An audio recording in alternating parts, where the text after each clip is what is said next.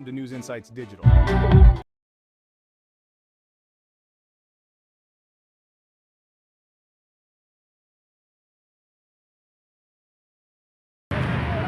ಪ್ರಯಾಸಪಟ್ಟರು. ಈ ಒಂದು ಮಹಾ ಪ್ರತಿಭಟನೆಗೆ, ಶಾಂತಿಯುತ ಪ್ರತಿಭಟನೆಗೆ ಬರಲಿಕ್ಕಾಗುವಂತೆ ನೀನು ಸಹಾಯ ಮಾಡಿದ್ದೀಯ. ಅದಕ್ಕಾಗಿ ನಾವು ನಿನಗೆ ವಂದನೆ ಸಲ್ಲಿಸುತ್ತೇವೆ. ತಂದೆಯಾದ ದೇವರೇ, ಅನಾನುಕೂಲತೆಗಳ ಸಂದರ್ಭಗಳಲ್ಲಿಯೂ, ಕಷ್ಟಕರವಾಗಿರ್ತಕ್ಕಂಥ ಸಂದರ್ಭಗಳಲ್ಲಿಯೂ ಜನರು ಸಭೆಗಳಿಂದ,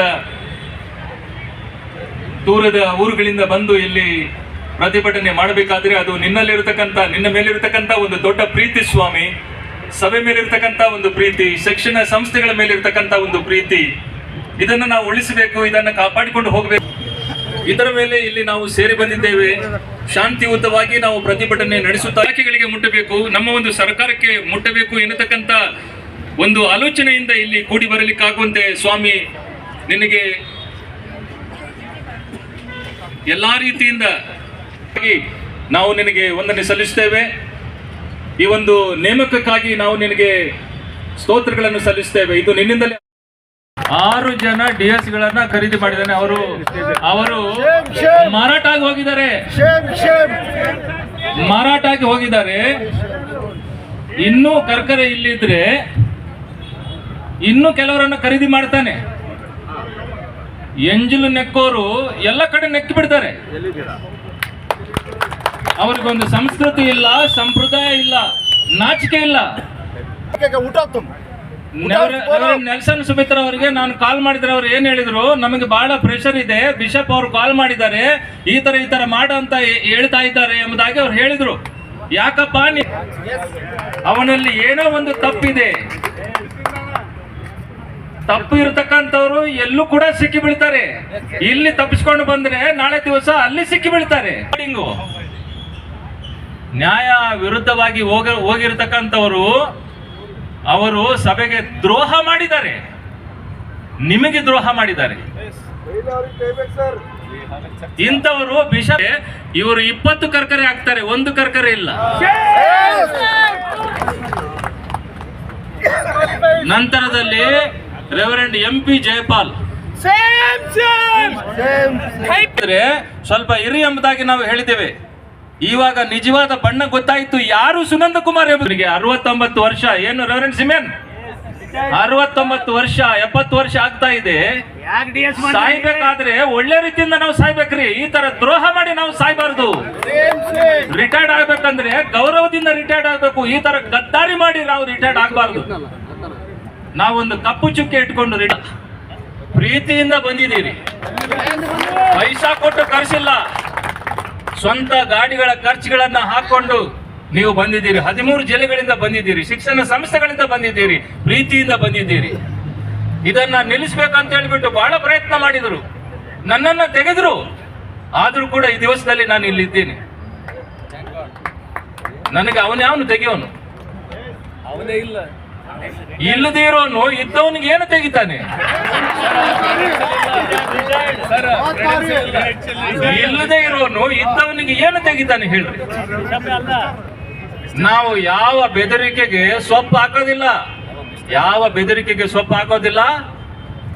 ನಮ್ಮ ಕೈ ಕಟ್ಟಿ ಹಾಕಿದ್ದಾರೆ, ಗೌನ್ ಹಾಕಿ ಕಟ್ಟಿ ಹಾಕಿದ್ದಾರೆ, ಇಲ್ಲಾಂದ್ರೆ ನಾವು ಬೇರೆ ರೀತಿಯಿಂದ ಇರ್ತಾ ಇದ್ದೀವಿ. ಇವತ್ತು ರೆವರೆಂಡ್ A ಸಿಮೆನ್ ಅವರದು ಗೌನ್ ಇಲ್ಲಾದ್ರೆ ಅವ್ರು ಬೇರೆನೇ ರೀತಿ ಆಗ್ತಾ ಇದ್ರು. ಇವತ್ತು ಅವರ ಕೈ ಕಟ್ಟಿ ಹಾಕಿದ್ದೀವಿ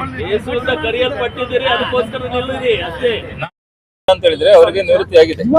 ನಮ್ಮ ಒಂದು ಮೆಥಡಿಸ್ಟ್ ಚರ್ಚಿನ ಎಕ್ಸಿಕ್ಯೂಟಿವ್ ಕೌನ್ಸಿಲ್ ಅಂತ ಒಂದು ದೊಡ್ಡ ಬಾಡಿ ಇರ್ತದೆ. ಎಲ್ಲರಿಗೆ ವರ್ಷ ಮೇಲ್ಪಟ್ಟವರಿಗೆ ನಿವೃತ್ತಿ ಘೋಷಣೆ ಮಾಡಿದೆ. ಇವರೊಬ್ಬರಿಗೆ ನಿವೃತ್ತಿ ಘೋಷಣೆ ಮಾಡಿಲ್ಲ. 4 ಬಿಷಪ್ ಅವರಿಗೆ ನಿವೃತ್ತಿ ಘೋಷಣೆ ಮಾಡಿದೆ. 4 ಬಿಷಪ್ಗಳಲ್ಲಿ 2 ಬಿಷಪ್ಗಳು ಅದನ್ನ ಸ್ವೀಕಾರ ಮಾಡಿ ಹೋಗಿದ್ದಾರೆ. ಅವರು ತಮ್ಮ ಹುದ್ದೆಯನ್ನು ತ್ಯಜಿಸಿ ಹೋಗಿದ್ದಾರೆ. ಯಾಕಂದ್ರೆ ನಮ್ಗೆ 70 ವರ್ಷ ಆಯ್ತಪ್ಪ, 70 ವರ್ಷದಲ್ಲಿ ನಮ್ಗೆ ನಿವೃತ್ತಿ ಆಗ್ಬೇಕು, ನಾವು ಹೋಗ್ಬಿಡ್ತೀವಿ ಮನೆಗೆ ಎಂಬುದಾಗಿ ಅವರು ಚಾರ್ಜ್ ಕೊಟ್ಟು ಹೋಗಿದ್ದಾರೆ. ಆದರೆ ಕರ್ಕರೆ ಅವರು ಇನ್ನು ಚಾರ್ಜ್ ಕೊಡೋದಕ್ಕೆ ತಯಾರಿಲ್ಲ. ಅವರು ತಮ್ಮ ಹುದ್ದೆಯನ್ನ ಬಿಟ್ಟುಕೊಡೋದಕ್ಕೆ ತಯಾರಿಲ್ಲ. ಅವರಿಗೆ 78 ವರ್ಷ. ನೀವೇ ಯೋಚನೆ ಮಾಡ್ರಿ, 70 ವರ್ಷದಲ್ಲಿ ನಿವೃತ್ತಿ ಆಗತಕ್ಕಂಥವ್ರು 78 ವರ್ಷ ಆದ್ರೂ ಕೂಡ ಇನ್ನೂ ನಿವೃತ್ತಿ ಆಗ್ತಾ ಇಲ್ಲ ಅಂತ ಹೇಳಿದ್ರೆ ಅದನ್ನ ನೀವೇ ಅರ್ಥ ಮಾಡ್ಕೊಳ್ಬಹುದು. ಅದರ ಹಿಂದಿರತಕ್ಕಂಥ ಕಾರಣಗಳನ್ನ ನೀವೇ ಅರ್ಥ ಮಾಡ್ಕೊಳ್ಬಹುದು. ಆ ಒಂದು ವಿಷಯದ ಮೇಲೆ ಈ ದಿವಸದಲ್ಲಿ ನಮ್ಮ ಮೆಥಡಿಸ್ಟ್ ಚರ್ಚ್ ಬೆಂಗಳೂರು ಪ್ರಾದೇಶಿಕ ಆಲೋಚನಾ ಸಭೆ ಕರ್ನಾಟಕದಲ್ಲಿ ಇರತಕ್ಕಂಥದ್ದು ಸುಮಾರು ಸಾವಿರಾರು ಲಕ್ಷಾಂತರ ಜನ ಇದ್ದಾರೆ. ಆ ಒಂದು ಜಿಲ್ಲೆಗಳಿಂದ ಪ್ರತಿನಿಧಿಗಳು ಈ ದೇಶದಲ್ಲಿ ಬಂದಿದ್ದಾರೆ, ಸಾವಿರಾರು ಸಂಖ್ಯೆಯಲ್ಲಿ ಬಂದಿದ್ದಾರೆ. ಇದನ್ನ ಪ್ರತಿಭಟಿಸುವುದಕ್ಕೆ, ಈ ಅನ್ಯಾಯವನ್ನ ಪ್ರತಿಭಟಿಸುವುದಕ್ಕೆ, ಈ ಒಂದು ಭ್ರಷ್ಟಾಚಾರವನ್ನ ಪ್ರತಿಭಟಿಸುವುದಕ್ಕೆ, ಈ ಒಂದು ಗುಂಡಾಗಿರಿಯನ್ನ ಪ್ರತಿಭಟಿಸುವುದಕ್ಕೆ ಸಾವಿರಾರು ಸಂಖ್ಯೆಯಲ್ಲಿ ಶಾಂತಿಯುತ ಪ್ರತಿಭಟನೆಗೆ ನಾವೆಲ್ಲರೂ ಸೇರ್ಕೊಂಡಿದ್ದೇವೆ. ನಮ್ಮ ಒಂದು ಕೂಗು ಸರ್ಕಾರಕ್ಕೆ ಮುಟ್ಟಬೇಕು ಎನ್ನತಕ್ಕಂತ ಆಲೋಚನೆಯಿಂದ ನಾವು ಈ ಒಂದು ಪ್ರತಿಭಟನೆಯನ್ನ ಮಾಡ್ತಾ ಇದ್ದೇವೆ. ಕರ್ಕರೆಯವರು ತಮ್ಮ ಒಂದು ಅವಧಿಯಲ್ಲಿ ಸಸ್ಪೆಂಡ್ ಕೂಡ ಆಗಿದ್ರು, ಟರ್ಮಿನೇಟ್ ಕೂಡ ಆಗಿದ್ರು. ಅವರು ಮತ್ತೆ ತಿರುಗಿ ಹೈದರಾಬಾದ್ ರೀಜನಲ್ ಕಾನ್ಫರೆನ್ಸ್ ಅಂದ್ರೆ ಹೈದರಾಬಾದ್ ಕ್ಷೇತ್ರದಲ್ಲಿ ಬಿಷಪ್ ಅವರಾಗಿ ಸೇವೆ ಸಲ್ಲಿಸಿ ಇಲ್ಲಿಗೆ ಬಂದ್ರು. ಇಲ್ಲಿಗೆ ಬಂದು ಅವರು 8 ವರ್ಷ ಕೆಲಸ ಮಾಡಿದ್ದಾರೆ. ಅವರು 66ನೇ ವರ್ಷದಲ್ಲಿ ಬಿಷಪ್ ಆಗಿ ಅವರು ನೇಮಕ ಆದ್ರು. ಆ ಸಮಯದಲ್ಲಿ ಬಿಷಪ್ ಅವರ ಒಂದು ರಿಟೈರ್ಮೆಂಟ್ ಏಜ್ 65 ಇತ್ತು. 65 ವಯಸ್ಸಿಗೆ ಅವರು ರಿಟೈರ್ಡ್ ಆಗ್ಬೇಕು ಅಂತ ಹೇಳಿದ್ರು ಕೂಡ ಅವರು ಬಿಷಪ್ ಅವರಾಗಿ 66ನೇ ವರ್ಷದಲ್ಲಿ ಅವರು ನೇಮಕ ಆದ್ರೂ ಕೂಡ ಆ ಸಂದರ್ಭದಲ್ಲಿ ಅವರು ಒಂದು ಬರ್ಕೊಟ್ರು, ನಾನು 70ನೇ ವರ್ಷದಲ್ಲಿ ರಿಟೈರ್ಡ್ ಆಗ್ತೀನಿ ಎಂಬುದಾಗಿ ಅವರು ಬರ್ಕೊಟ್ರು. 70 ವರ್ಷ ಆಯಿತು, 74 ಆಯಿತು, 75 ಆಯಿತು, 78 ಆಗ್ತಾ ಇದೆ. ಇನ್ನೂ ಅವರು ತಮ್ಮ ಒಂದು ಸ್ಥಾನವನ್ನು ತ್ಯಜಿಸುವುದಕ್ಕೆ ಅವರು ತಯಾರಿಲ್ಲ. ಇದನ್ನ ನಾವು ಪ್ರತಿಭಟನೆ ಮಾಡ್ತಾ ಇದ್ದೇವೆ, ಇದನ್ನ ವಿರೋಧಿಸ್ತಾ ಇದ್ದೇವೆ. ಕಾರಣ ಏನಂತ ಹೇಳಿದ್ರೆ ನಿಮಗೆ ನಾನು ಮೊದಲೇ ಹೇಳಿದೆ, ಇದರ ಹಿಂದಿರತಕ್ಕಂತ ಕಾರಣ ನಿಮಗೆ ನೀವು ತಿಳ್ಕೊಳ್ಬಹುದು. ಯಾಕಂದ್ರೆ ಇನ್ನೂ ಕೂಡ ನಾನು ಈ ಒಂದು ಪದವಿಯಲ್ಲಿ ಮುಂದುವರಿಬೇಕು. ಈ ಪದವಿಯಲ್ಲಿ ನಾನು ಮುಂದುವರಿದ್ರೆ ಬಹಳಷ್ಟು ಹಣವನ್ನ ಮಾಡಬಹುದು, ಅಧಿಕಾರವನ್ನ ದುರುಪಯೋಗ ಮಾಡಬಹುದು, ಹಾಗೂ ನನಗೆ ಬರ್ಬೇಕಾಗಿರ್ತಕ್ಕಂಥದ್ದು ಇನ್ನೂ ಕೂಡ ಬರ್ಬೇಕು. ಇನ್ನು ಕೂಡ ನಾನು ಹಣವನ್ನು ಸಂಪಾದನೆ ಮಾಡಬೇಕು, ಇನ್ನು ಕೂಡ ಒಂದು ಅಧಿಕಾರದಲ್ಲಿ ಇರಬೇಕು. ಒಂದು ಮಾತಿನಲ್ಲಿ ನಾನು ಹೇಳ್ಬೇಕಂದ್ರೆ ಇದು ಒಂದು ಅಧಿಕಾರ ದಾಹದ ಮದದಿಂದ ಇನ್ನೂ ಕೂಡ ಅವರು ಈ ಒಂದು ಬಿಷಪ್ ಹುದ್ದೆಯಲ್ಲಿ ಮುಂದುವರಿಯಬೇಕು ಎನ್ನತಕ್ಕಂತ ಆಲೋಚನೆಯಿಂದ ಅವರು ಬಿಟ್ಟು ಕೊಡ್ತಾ ಇಲ್ಲ. ಅದನ್ನು ನಾವು ಪ್ರತಿಭಟನೆ ಮಾಡ್ತಾ ಇದ್ದೇವೆ.